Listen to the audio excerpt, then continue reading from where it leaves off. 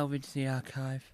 We're heading back to the 29th of September 1966 to watch a classic episode of the world's longest running children's TV show in the world, Blue Peter.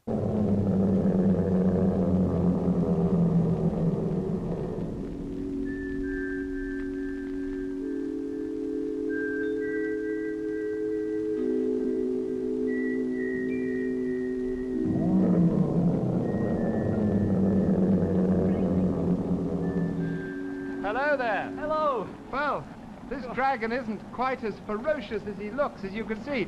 Oh, John and I were making the smoke there, and the dragon himself, and he's 15 feet 9 inches long, was made by Class 5 of the St Mary Abbot School at Kensington.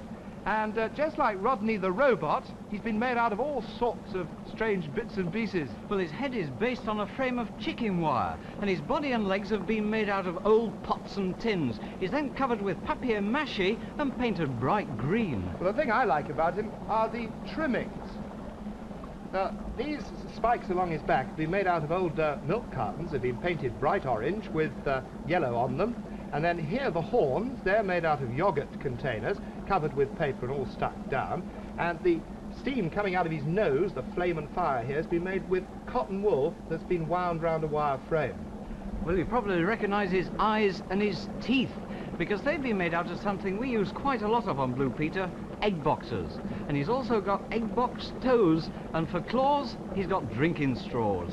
But I still think the best bit about him are the wings. Yeah. They've been made from this plastic packing paper, and that's been made onto a wire frame. Well, the thing that I like best of all is his name, and it's Ilya Dragonarkin.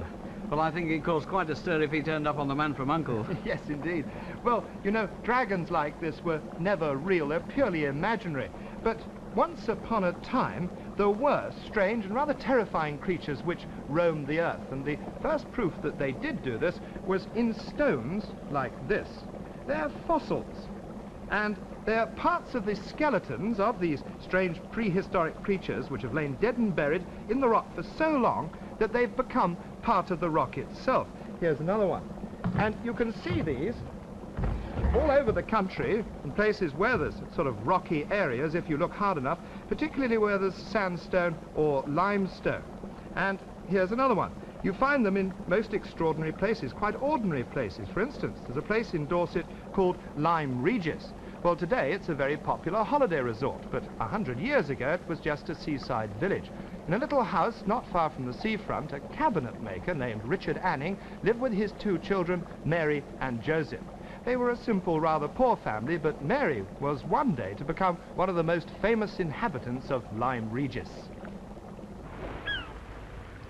It all started when, as a tiny girl, she used to accompany her father in his frequent explorations along the beach, where millions of years before strange animals had roamed. Richard Anning was looking for their fossilized remains in the blue limestone rocks. When Mary was 11, her father died, and Mrs. Anning opened a fresh fish shop to support her 2 children. Mary continued to hunt for fossils, tapping away at the rock with her father's hammer. One day she came across a pretty snake-like fossil called an ammonite, which millions of years ago had been a shellfish at the bottom of the bay. While she was running home to show her mother, a visitor called after her and offered her half a crown for it. Proudly she took this home. "Look, Mother, now I can help to keep you and Joseph." From that day she spent as much time as she could, scratching here and hammering there, and putting her finds into a little wicker basket she carried over her arm. She displayed them next to the fish in her mother's shop, and people came from all over the district to buy her little pieces of rock. But what Mary wanted more than anything else was a really big find, and a few months later her dream came true. Deep in the rock she found the remains of a huge creature which looked rather like a crocodile. Unable to remove it herself, she hired some men to dig it out for her. It was worth the money, because Mary knew that such a large fossil would be very valuable. As the men chipped away at the rock, a huge skeleton was revealed. It turned out to be an ichthyosaurus, 150 million years old, the first complete specimen ever found. A crowd gathered to watch, and amongst them was Mr. Henley, the lord of the manor, who bought the Ichthyosaurus for £23. When she grew up, Mary continued to search for fossils, taking her dog Fido with her. When she found an interesting specimen, she pointed to the spot, saying, "Down, Fido, down." And the obedient dog would remain there on guard while Mary went for help. Experts on fossils came from all over the country to visit Mary and look at her specimens. Many of them paid large sums for special items, and Mary gave this money to the poor and needy. And so the daughter of a humble carpenter grew up to be known as that eminent female fossilist, the heroine of Lyme Regis. Well, the fossilized skeleton that Mary Anning found was a fantastic discovery, and it made her very, very famous. And you probably think it's very unlikely that anybody could ever make such a lucky find again. Well, a few weeks ago they did. Just a little bit further down the coast at a place called Charmouth in Dorset, this was found. And this is a fossilized head of an Ichthyosaurus. And it was found by 13-year-old Sarah Evans, who was on holiday there, and Sarah's come along to the Blue Peter studio today to tell us just a little bit about it. Well, Sarah, first of all, many congratulations for finding it. I don't think it's everyone who finds a fossil quite as large as this. Do you know what it weighs? It's about 500 weight. That's absolutely marvellous. Well, honestly, to me, it looks just like an ordinary old bit of rock. What made you first notice it? Well, it was on the beach, and, well, this is the limestone, and, well, that's bone, you see. So all the dark lines, in fact, are the bones of the Ichthyosaurus? Yes. What exactly would this be, this particular bit? Well, that's the jaw. Right along there. This is marvellous, isn't it? Well, Sarah, you obviously can't keep such an enormous great fossil in your house. What are you going to do with it? Well, we're going to put it in an acid bath and dissolve the limestone. So that you're just left with the bones? Yes. Does this take a long time? About a year. Where are you going to do it? Not in your bathroom, surely? No, in the back garden. I see. That is absolutely marvellous, Sarah. Well, when it's done, can people go and see it? Well, I'm not sure what we're going to do with it yet. We might keep it or send it to the Natural History Museum. We're not sure yet. Well, I hope you do that, because I'd like to go and have a look at it when it's absolutely finished. And Sarah, I think you deserve a Blue Peter badge. Thank you very much indeed. The next time you happen to be down on the beach and you see an old rock like that, you better have a closer look at it, because you never know what it might be. Well, if you're wondering what a fully grown Ichthyosaurus looked like, well, it looked like this. And although they did vary in size from 1 foot to 20 feet, the head that Sarah found would have obviously come from a great big one like this. And the bit that she's actually got is the long sort of pointed snout bit at the end there. Well, it looks like a fish, but in fact they were reptiles. They breathed with lungs and not gills, a sort of fish lizard. Well, I'm certainly very glad that they died out all that time ago, because I think if I was going along in a boat, I certainly wouldn't like to bump into one. Let's go over and join Chris. No, for that matter, nor would I. Well, that Ichthyosaurus must be about the oddest thing I've ever seen in the Blue Peter studio. But we've had news as well this week of something brand new, the latest strike aircraft that's being developed for the Royal Air Force, the Hawker Siddeley Kestrel P1127.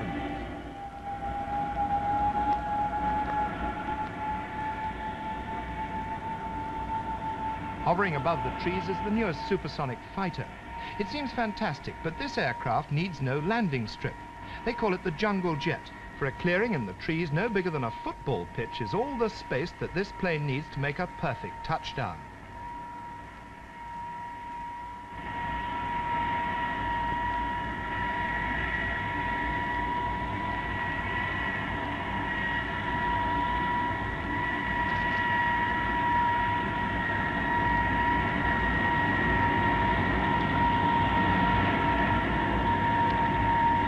Takeoff is no problem either, and within 13 seconds from touchdown, the P1127 was streaking away over the 50-foot trees at over 600 miles an hour.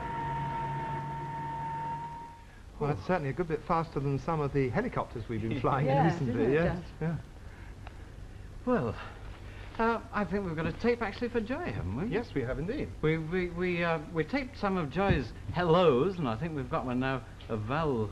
Saying hello and see what he sounds. Sounds yes. just as if he is saying hello, in fact. So, can we play it? Mm. Hello. Hello. Say hello. Hello. Hello. Hello. Hello. Hello. Hello. Hello. Hello. Come on, say hello. Hello. Not quite as good an effort as when he was singing with his favourite group on Monday, was I tell it? you nice what, music, shall we yes. try him again? Just Doing now, our come on. hellos then. Hello, Joey. Hello. Hello, Joey. Hello. Hello. Hello. Hello. Hello. Hello, Hello. Joey. Hello. Hello. No, I think it's only when he wants to say Yeah. hello. Yes, it is Definitely. indeed, yeah. Well, the other day we had a marvellous present for Joey, and it's this bag of sunflower seeds. And they've come from sunflowers specially grown by Stephen and Russell Palmer of Leicester. And I think, you know, they must have taken an enormous amount of trouble to collect all these seeds and to dry them as well. It's They're fantastic. terrific, aren't they? Yeah. Joey, you'll adore this. Can we Can try I, this can I one? have some? I'll give you a handful. Yeah, well, that's enough. Oh. Oh, not too much. I must give him too much. Come on, no, they're not for you. You don't like some. Perhaps doesn't like them. They're strictly for parrots. Come on, then. Come on, Joey, try them. Well, look, I'll put those in your Pop them bin in here. there. Say thank you very much, Joey. That's the next thing you'll have to learn, won't you? There you are. Splendid. Well, we're still being sent some very interesting postcards for our Blue Peter postcard album, which is steadily getting bigger and bigger. If I can open them, they're here on the back page. This is quite a feat, actually, opening this on your own. There they are, right down here on the back. And they're very interesting because they are all very old, and they've been sent in to us by quite a few different people, actually. Anne Lamont of Glasgow, Jennifer and Andrea Saunders of Surrey, and Craig and Nigel Casper of London. And the marvellous thing about them is that they're all beautifully embroidered. And they were sent during the time of the 1914-18 war, and they were sent home by the soldiers who were in France and Belgium to their families. And some of them have actually got little pockets. Here you can see them. Most attractive, with a little card inside there, so you could write a little private message if you wanted to. Very delicate. Thank you very much for sending them to us. So, as you can see, thanks to you, we're getting I should say, one of the finest postcard collections in the world. I'd go as Definitely, far as to and say. the biggest. Yes, and of course, we've all put in our holiday postcards to remind us of some of the marvellous places we went to and some of the things that we did. Well, when you're out in the tropics like we were, twilight is the best time. After the sun has been blazing down all day, it's a great relief when at 7:15 every night it sinks below the horizon. Singapore's an island about the same size as the Isle of Wight, and I'm standing on one of its many beaches. And for all the world, I might as well be on a desert island a million miles from nowhere. Yet, as the sun is sinking, only 3 miles away from here, the great city of Singapore is coming alive.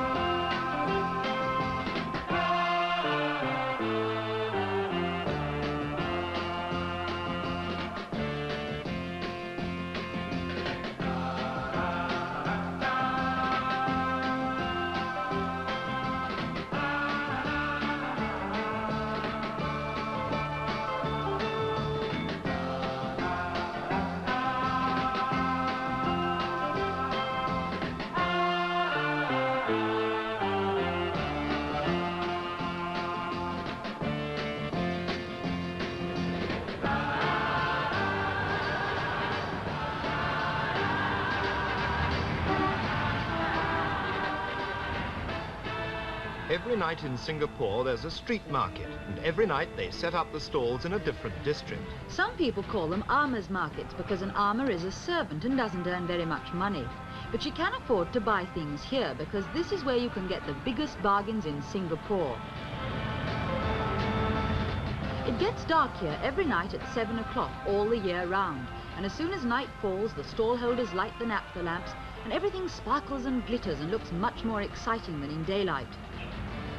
We weren't going out to buy things that night. We were going out to supper, Singapore style. This is satay. It's a traditional Malay dish, and we were told we couldn't leave Singapore until we'd tried it. We gave our order and went to a table. Yes, lovely. In Singapore, they don't eat at home very much. Instead, they stroll round the stalls. When they see something they like, they stop and eat it, and then move on somewhere else. On every street corner, there's a stall with a coke fire cooking something or other, and the smell of Oriental food is everywhere.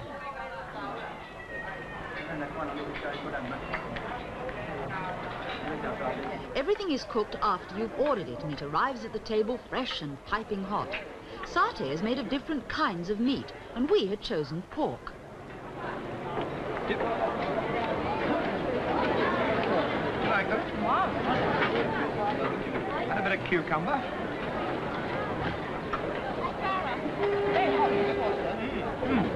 That's why you have the cucumber. You order satay by the number of sticks, and when you finish, they count the sticks on your plate, and they know how much to charge you. Joel? Well, we'd better move on and have our last course then.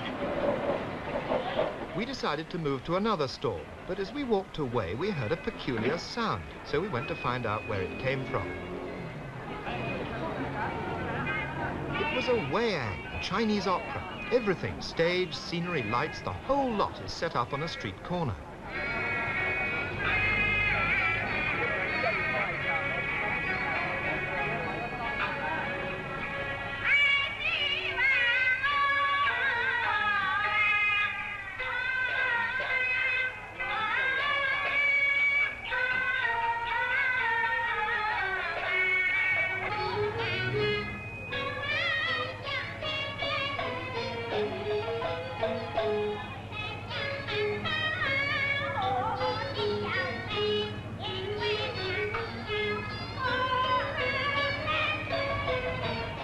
We were told that the wayang had started at 7 o'clock and it would go on until midnight.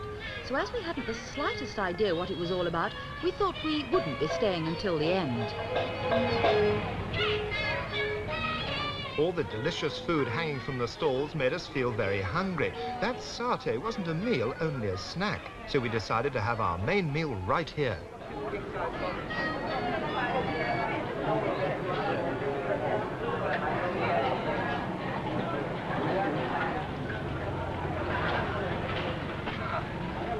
Before you start your meal in a Chinese restaurant, they bring round lovely hot towels to wipe your hands and face, and it's very refreshing in that hot climate. Lovely smell. It's like a menthol smell. Yeah.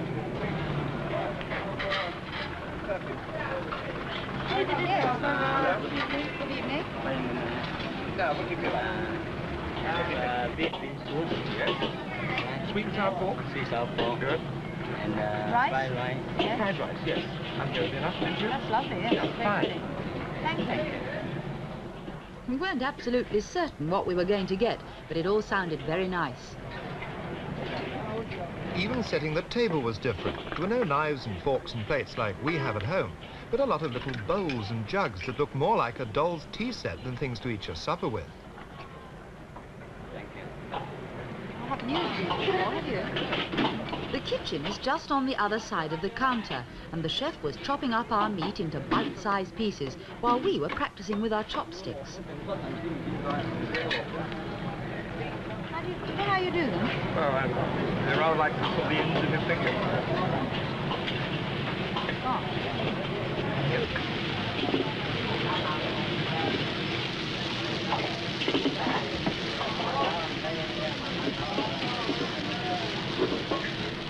We didn't have very long to wait before the first course was ready and the waiter was on his way back to our table.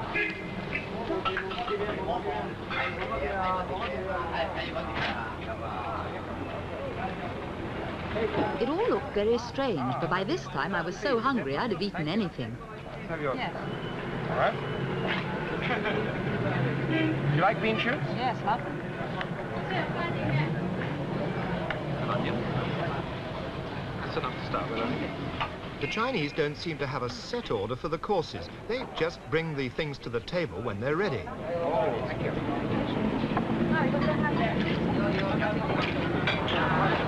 I can't do it.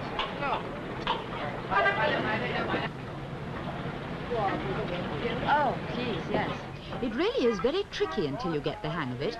It's rather like trying to write with two pens at once.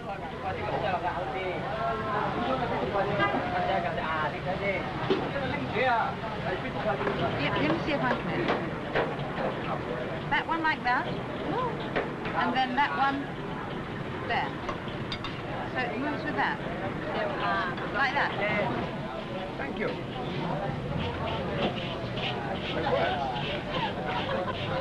Oh! can't do it.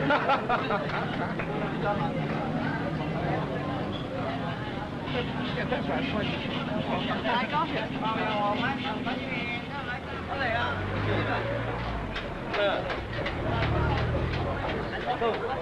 We didn't realize the time, but it was midnight, and there we were sitting out in the street eating supper, the temperature up in the 80s, and the city was still wide awake. Chinese meals are enormous. As soon as we finished one dish, another one came, so we had to eat jolly fast to keep up with them all. When we'd finished, we walked on down the road until we met a Malay pushing a trishaw, loaded with a strange-looking fruit. Oh, Chris, look. Durian? Fruit. Sweet? This one. We're going to try some. How much? $5. $5? Okay. You cut. Special it's quite hot. Durian is a Malay speciality, and we were in Singapore at the height of the durian season. They don't harvest it, they wait for it to drop down from the trees when it's ripe. It tastes delicious, but it has one marked disadvantage. Now, well.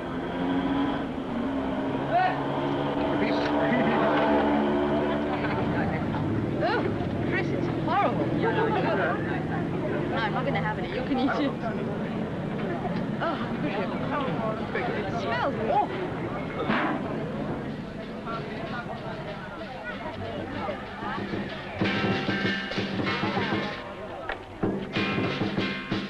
A lion dance had just started in the middle of the Padang, a wide open space in the middle of town.